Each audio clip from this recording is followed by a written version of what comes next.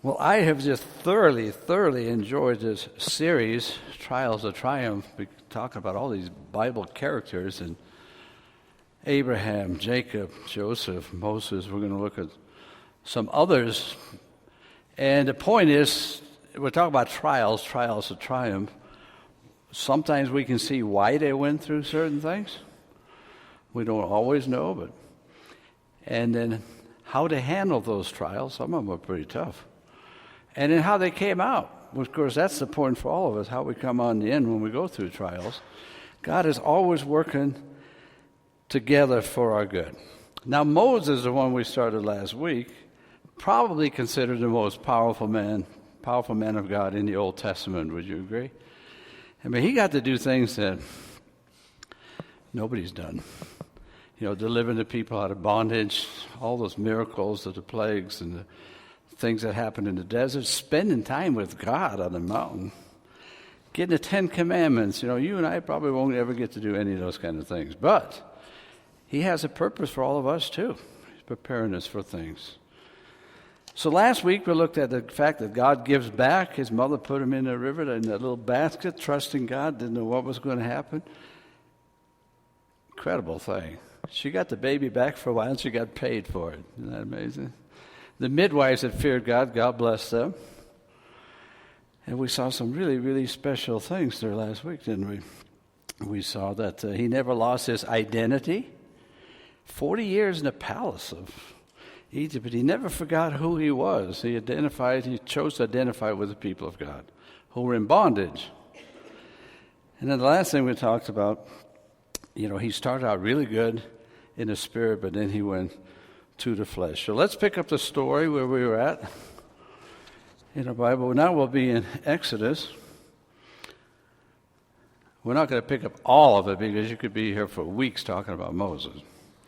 Or if I did it in one Sunday, it'd be a 20-hour message. I don't think anybody wants to do that.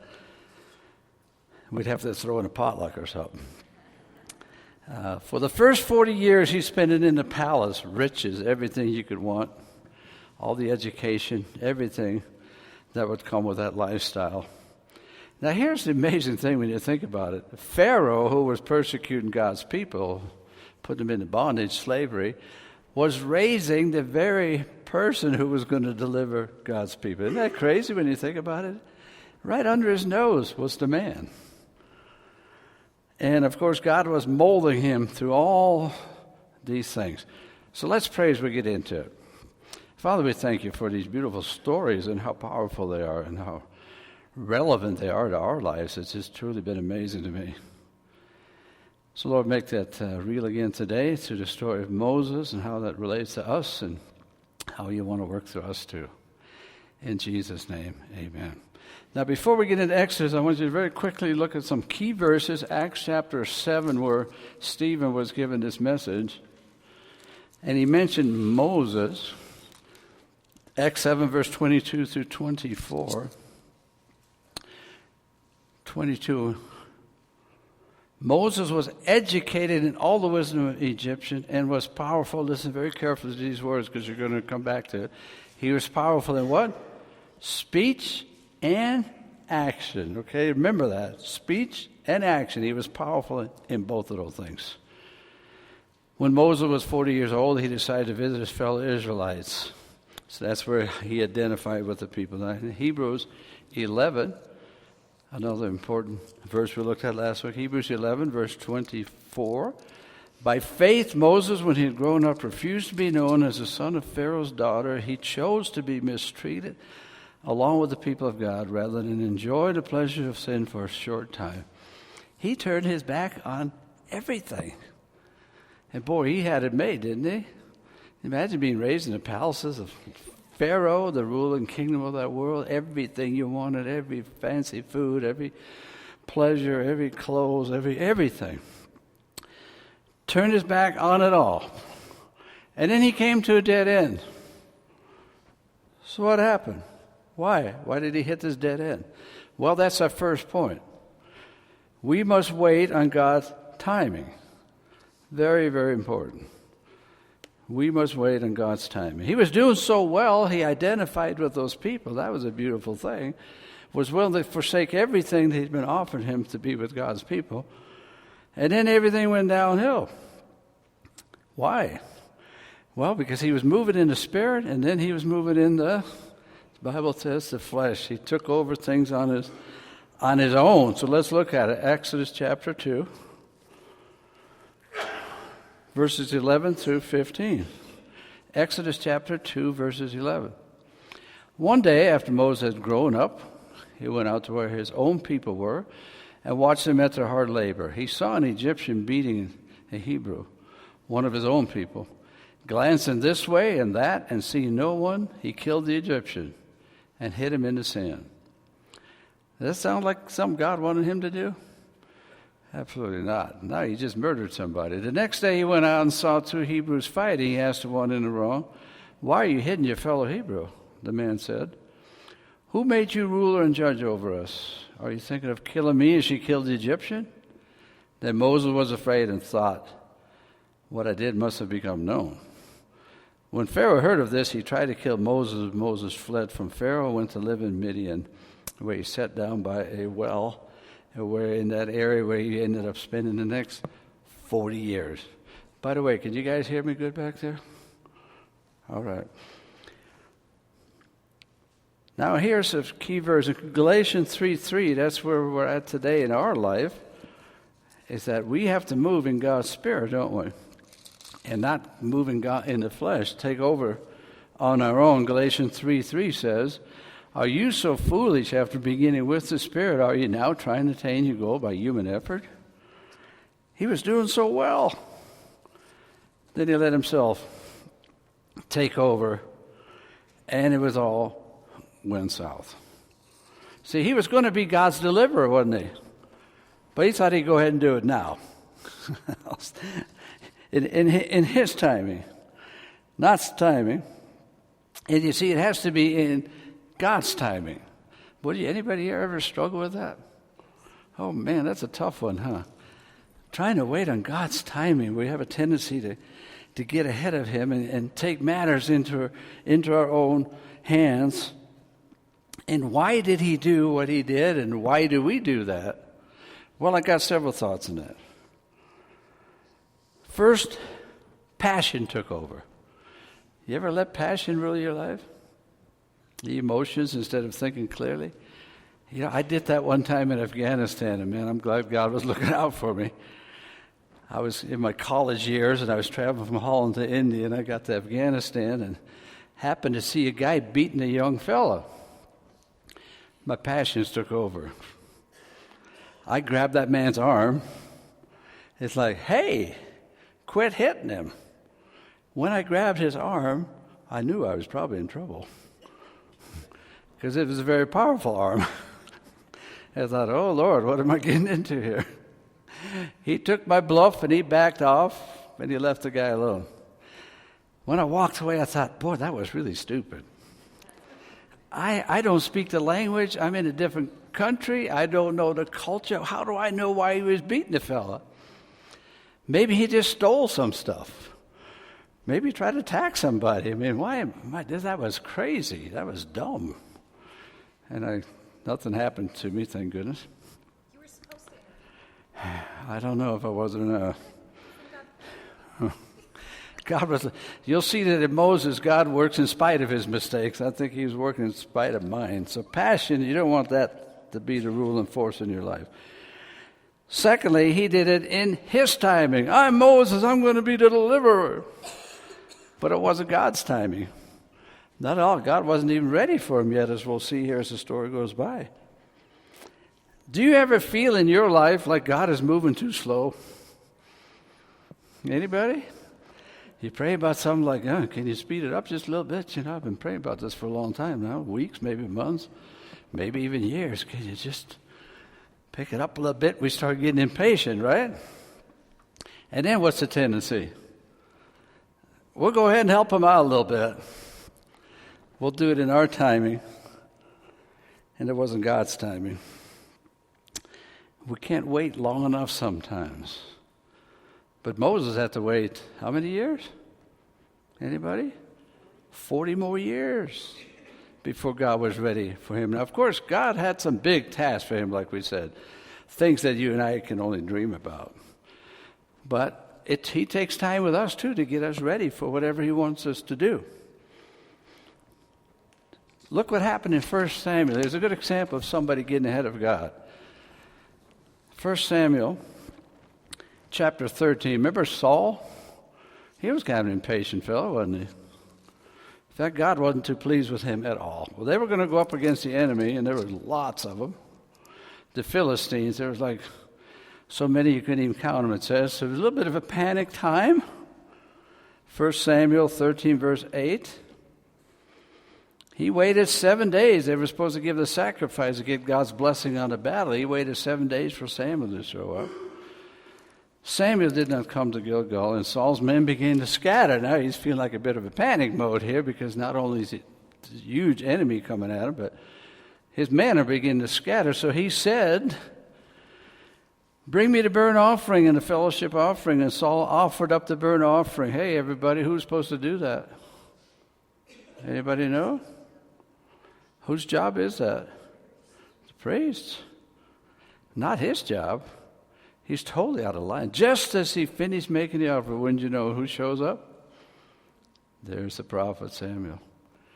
Saul went out to greet him. "What have you done?" asked Samuel. Saul replied, "When I saw the men were scattering, that you did not come at a set time, that the Philistines were assembling at Michmash, I thought, now the Philistines will come down against me at Gilgal, and I have not sought the Lord's favor, so I felt compelled to offer the burnt offering." "You acted foolishly," Samuel said. "You have not kept the command the Lord gave you. If you had, he would have established a kingdom over Israel for all time, but now your kingdom will not endure." Ooh. He couldn't wait for God, could he?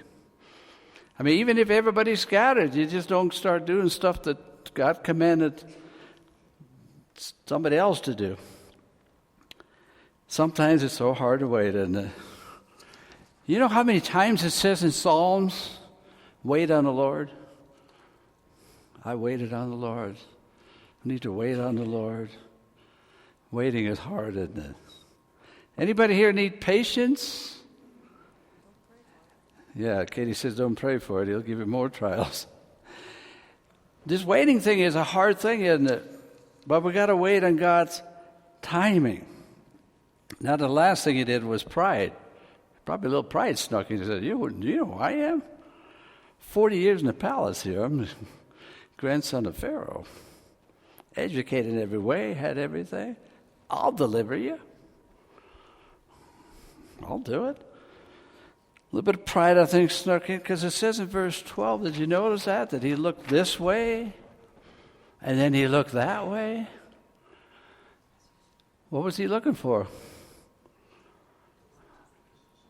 To see if nobody would see him kill this Egyptian? Or was he looking for the approval of men, maybe? Like, you see what I'm doing here, everybody? I'm the deliverer. See, if he'd been moving in God's will, he wouldn't have to look to the right, to the left, would he? When you're moving in God's will, and you know that's what he wants you to do, you just go ahead and do it. You don't have to be going this way, that way. Shows up the next day, there's two guys quarreling, and one's intervening, and then it says, are you going to kill me like you killed the Egyptian? Oh, the word got out. And then Pharaoh found out, and he sought to kill Moses, and he fled into the desert. Secondly, God's preparation takes time. We must wait in God's time, and God's preparation takes time. For Moses, you know how much time that was? 80 years. 80 years. 40 years in the palace. Oh, he got trained in every way you could possibly get trained. Educated, best the world had to offer.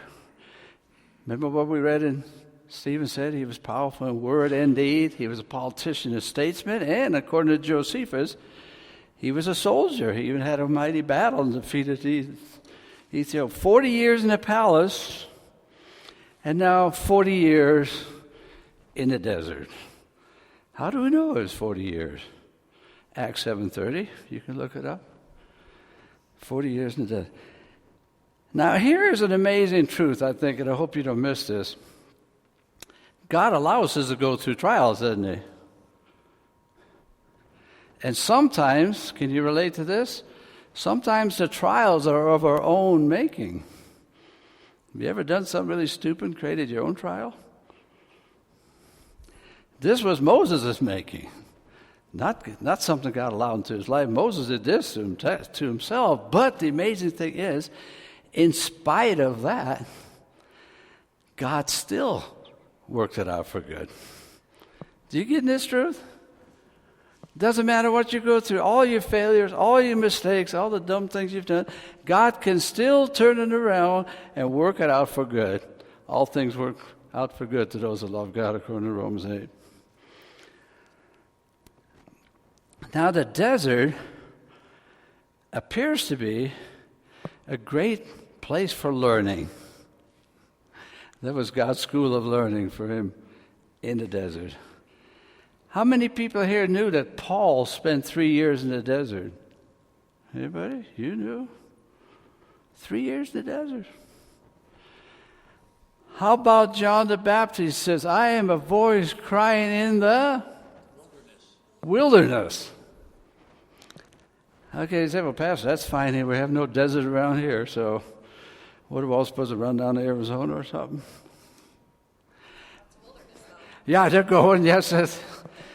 They think that's a good idea. They think that's a great idea. Okay, we'll go with you. No, it doesn't necessarily have to be. The desert is a great place because you're alone. It's kind of barren and time to think. But you don't have to run to the desert. Just the point is to be alone with God. You have to spend time with God. Get away from it all. Get away from all the busyness. So God reveals himself to this 80-year-old failure. Because that's certainly what he felt like. Well, you sit there for 40 years watching the sheep go by and the sand blowing in your face. And you probably come to some conclusion somewhere along the line that, I guess this is it, right? This is my life. This is how it ends. I'm done. I thought I was going to do great things for God, but this is probably it. Who would think it'd be any difference after 40 years, right?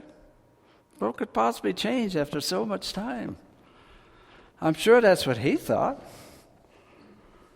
He had no idea anymore being a deliverer, being anything of anything, just tend to sheep.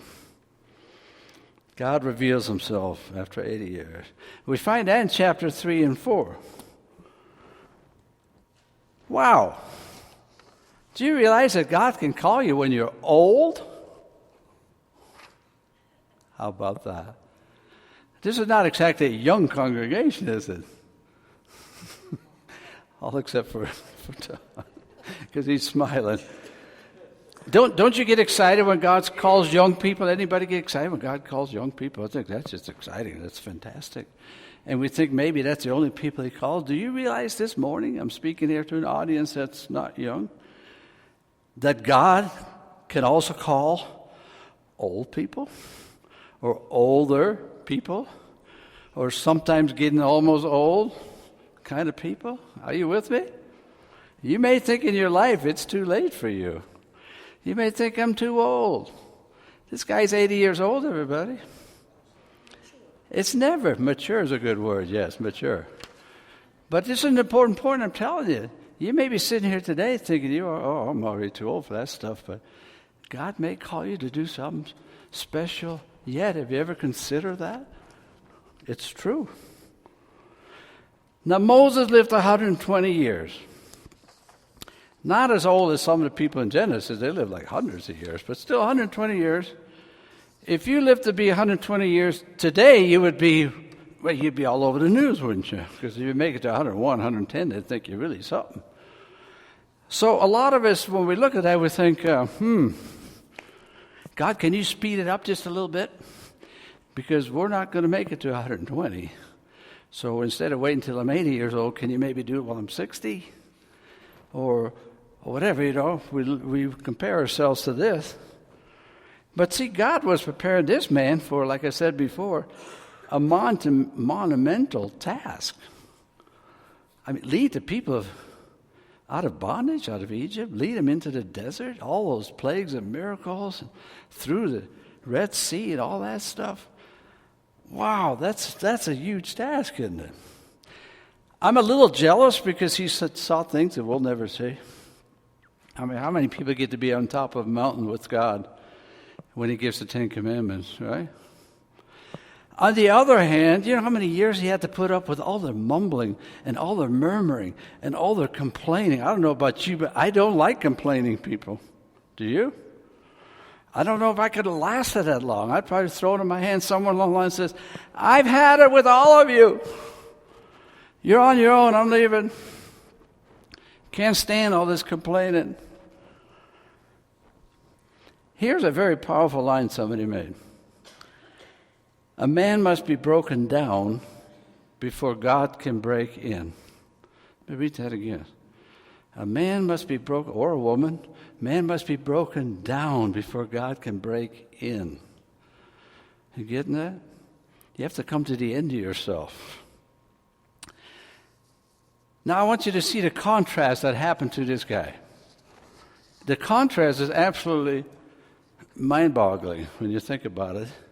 First 40 years, I'm Moses. Educated every way possible. I've had everything. I know everything. I'm a powerful man. And by the time he spends 40 years in the desert and God appears to him, what's he like then? I can't do anything. Who am I? I can't speak. I'm just a nobody. I mean, what a contrast, isn't it? Between who he thought he was and who he becomes. And you know, that's exactly where God wanted him. Because then he could work through him. Then he could work through this man. He wouldn't take all the credit himself. When the time he gets done with this thing, he has no confidence in anything anymore. No confidence at all. You'll see that here in a minute. See, he met God in the desert. He didn't meet God in the palace. He met him in the desert, face to face. Exodus 3:3-4. So, you know, the burning bush, we all know about that story. He's wondering, what is going on? This bush is burning, but it's not burning up. So it says in verse 3, Moses thought, I will go over and see this strange sight. Why would the bush just not burn up? When the Lord saw he had gone over to look, God called to him from within the bush, Moses, Moses. Moses said, here I am. Moses, Moses. Just a little joke here because he was getting kind of old. Maybe he was getting a little hard of hearing like us, some of us. You had to call him twice. Sometimes I'm missing the jokes on the other side of the table, like they're laughing about something, but I'm not sure what the joke was. Because I'm starting to not hear as good as I used to hear. Anybody got that problem here today? Oh, I know, you got hearing aids, you're cheating. Here I am. Exodus 3, verse 6 and 7. Then he said, I am the God of your father, the God of Abraham, the God of Isaac, and the God of Jacob. At this, Moses hid his face because he was afraid to look at God. The Lord said, I have indeed seen the misery of my people in Egypt. I have heard them crying out because of their slave drivers. I am concerned about their suffering. And then go down to verse 10. So now I go, I'm sending you to Pharaoh to bring my people to Israel out of Egypt. We'll see a little bit that God says, my name is I am the I am. I've always been. From the beginning to end, I am. I was back then, I am now, and I will be forever. You see here, there's three tenses here. In verse 6, he says, I am the God of your father Abraham, the God of Isaac, and the God of Jacob. What's that? The God of the past. In verse 7, he says, I have indeed seen the misery of my people in Egypt. I've heard them crying out because of their slave drivers. I'm looking down on them right now. That's what? The present. Right now, I'm hearing their cries. Verse 10, he says, I'm going to send you. I'm sending you to Pharaoh. This hasn't happened yet, so what's that? He's the God of the future. Past, present, and future. That's the God we serve. He always has been, always will be, and he's going to be forever. God is a God of the past, the present, and the future for us as well. And then thirdly, we come to this. God has an answer for all our excuses. Anybody here ever make an excuse to God? He says, go do this. Oh, God, I can't do that. I'm not good at this. Right? I'm not capable of that. I don't have enough education for this, or whatever it might be. Anybody ever done that? Isn't it ironic? This is the one that couldn't wait to be the deliverer, now doesn't want to go. What happened to him? He was so eager to get going. And now he doesn't want to even leave. Just let me stay in the desert. I'm okay. Me and the sheep, we're doing good. It's not much fun, but we're doing good.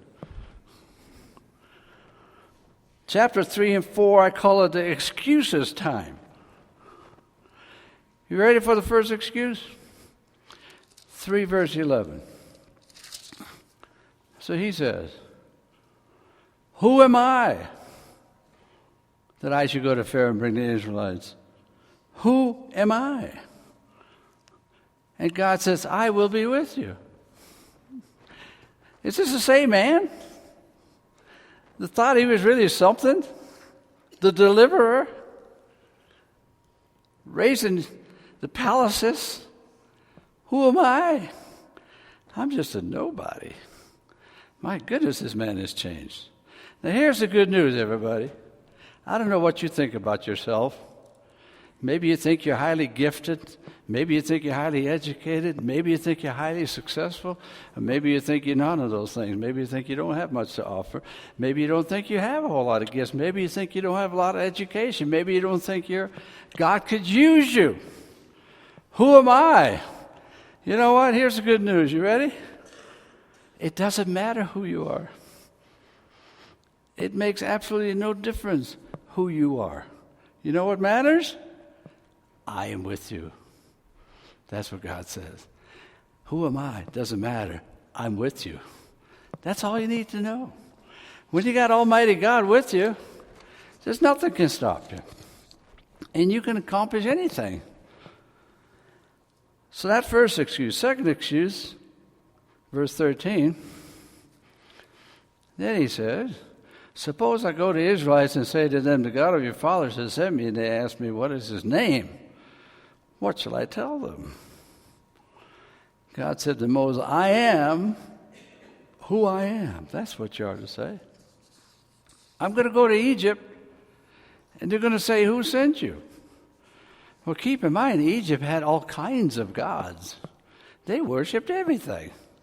The Nile, frogs, cows, you name it. I think they worshipped practically everything. So all these gods they had. Well, who's this guy that's sending you? What's his name? I am the I am. I am exclusively God. There is nobody like me. I am the living God. I'm the one that created everything. You tell him the I am who's always been. The I am is the I am. That's literally the name. In fact, it's never been used in the Bible that way before. I am the I am. Sent you. Third excuse, chapter 4, verse 1. What if they do not believe me and say the Lord did not appear to me? Well, God gives them 3 signs. Verse 2, he says, what do you got in your hand? A staff or a rod? Like a shepherd's staff or a rod? Throw it down. Becomes a snake. It's like, oh, it jumps back. He says, grab it. And it becomes a staff again. Do you know what happened to that rod, to that staff? You ever thought this through? This is the very rod, the very staff that looks like it's nothing important, but this is the very staff he held out across the Red Sea when the Red Sea parted. Now, wouldn't you like to have been there on that day, walk through those walls of water and dry land? Whew, that's even better than the Tower of David, I guess. This is the same rod when there was no water in the desert that he struck the rock with, and water came out. So is the magic in the rod? Of course not. It's just a tool. Not the magic, the power is in God. So you may look at your own life and God's going to say, what do you have? I don't know, I haven't got much. Well, just give it to me. Whatever you got in your hand, that's enough, because I can use it. Powerful stuff, isn't it? Second sign is, put your hand in your bosom, it comes out leprous. Oh, man, leprosy, there's no cure for this. This is scary stuff. Put your hand back in your bosom, pull it out. Miraculously healed just like that. Boy, that'd be really something, wouldn't it? God has the power over life and death. He has the power to heal. He has the power to cleanse, and he can cleanse you and I of any sin we have. What's the third sign? That was verse 6. Verse 9, you take some of the Nile water, it's going to turn into blood. Like, ooh, you know what that means to the Egyptians? The Nile was everything. In fact, I was in Egypt, and if it wasn't for the Nile, there'd be nothing but a desert everywhere. The Nile is life. And guess what? They worship the Nile too. Seems like they worship everything. So when that thing turned into blood, that was a pretty scary thing for them. 3 signs. Now here's the fourth excuse, Exodus 4:10. This is the one that really kills me. Moses said to the Lord, "Oh Lord, I've never been eloquent neither in the past nor since you have spoken to your servant. I am slow of speech and tongue." Wait a second. Time out. Oh, whoa, wait a minute. What did we read? It's in Acts. Moses was a man powerful in what? I told you to look very carefully, right? Speech and deed. He was powerful in speech. He must have been a great speaker. He could speak with power. Now you tell me you can't speak? Really? You can speak just fine. You're powerful in speech. I don't know. Must have been fear just totally took over. Now I can't even speak anymore. Fifth and last excuse, Moses, Exodus 4, jumping all around in verse 13. Oh Lord, please send somebody else. That's the ultimate one. Oh God, just get somebody else. I'm not going. I don't want to go. I have no intention of going. I don't want to go. Get somebody else. And how about this time God's getting a little irate with him? Tell you what I'll do. I mean, you push God so far, I guess he loses your patience with you, with your excuses. All right. You go, but I'm going to send Aaron with you. Was that a blessing or not? Aaron will be your spokesman. Was that a blessing? No, he insisted he couldn't speak. He got Aaron. You know what Aaron became? A thorn in the flesh. When they were in the desert and Moses was taking a little too long on the mountaintop, guess who messed things up really good? Aaron. Give me all your gold. Earrings, what do you got? Oh, we'll make us a golden calf. Pretty soon to dance around worship this stupid thing.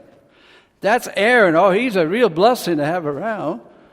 He should have just trusted God. He could speak just fine. But he got Aaron. But here's the thing.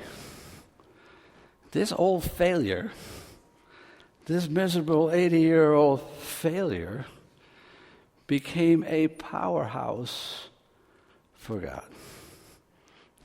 That's amazing, isn't it? Isn't that the coolest thing you ever see? I mean, this guy, I can't do anything. I'm a nobody, can't do anything, don't want to go. This became the most powerful man probably in the Old Testament. Wow, what God can do with somebody, it's incredible. And last thing I want to share with you, it said that he forsook everything. He turned his whole back on being a son of Egypt, all the riches, all the glory and everything, to be identified with the people of God who were in slavery. Can you outgive God? When you give him, will he give you a reward? Yeah, he always rewards us for what we give him. And the neatest thing in Matthew chapter 16 that you find is an interesting story. You know, Jesus had 12 disciples, right? Out of those 12, he had 3 that were closer than the other 12. You all know that, like a little bit of the inner group. In those 3, he had one that was closer than anybody else. You know who that was, right? John, the beloved disciple. Now it says in Matthew 16, verse 27, we read these words. For the Son of Man is going to come in the Father's glory with his angels, and then he will, what's it say? Reward each person according to what he has done. You go to the next chapter, verse 1.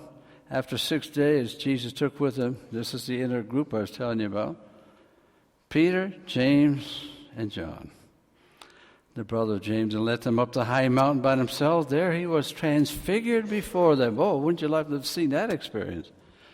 He was transfigured before them, and they were just, I guess, didn't hardly know what to do, because his face shone like the sun, and his clothes became as white as the light. Just then there appeared before them Elijah and Moses.